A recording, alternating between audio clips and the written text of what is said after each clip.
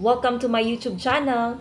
Alam nyo ba na mayroong isang free website na pinag-uusapan ngayon sa social media pero milyon-milyon na ang gumagamit nito dahil nga siya ay free website at kayang-kaya niyang mag-download ng kahit na anong social media platform dahil nga ito ay all-in-one.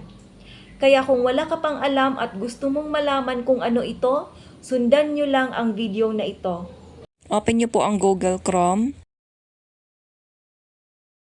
I-type nyo po dito ang retatube.com or pwede din po sa website, i-desktop nyo lang po yan at i-type nyo po ang retatube.com or Retatube Video Downloader at mag-next lang kayo ng mag-next kasi hindi pa siya nakikita sa first page ng Google kasi nga bagong-bago pa po itong apps na ito or website na ito kaya hindi pa siya madaling makita. So ang ginawa ko, nag-next lang ako hinanap ko talaga siya hanggang sa makita ko na siya.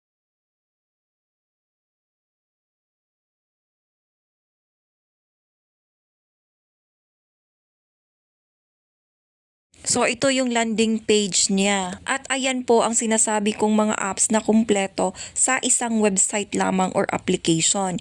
Ito ang kanyang dashboard na mismo at halos na lahat ng social media platform ay andito na. At hindi nyo na kailangan pang mag-download ng mga application kung meron namang all-in-one na downloader.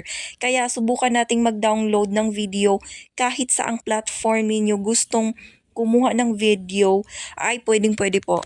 Halimbawa ay kukuha tayo ng video sa aking Facebook.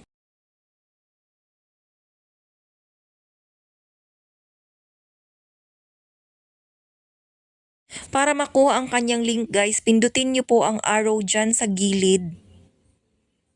At copy link nyo po siya. So balik po tayo doon sa Retatube. Dito po natin i-insert ang link at i-paste. And then download.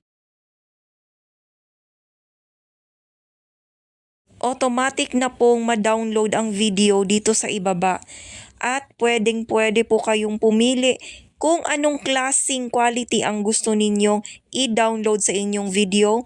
Pwede po ang HD or SD or pwede nyo din po siyang gawing MP3. So, nasa sa inyo na po yan.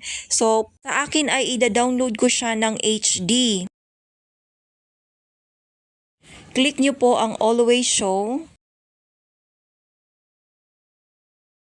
Pindutin ang details, then open. At automatic na po yang magda-download ang video papunta sa ating mga gallery. So yun lamang po, sana po ay may natutunan at maraming salamat po sa inyong panonood.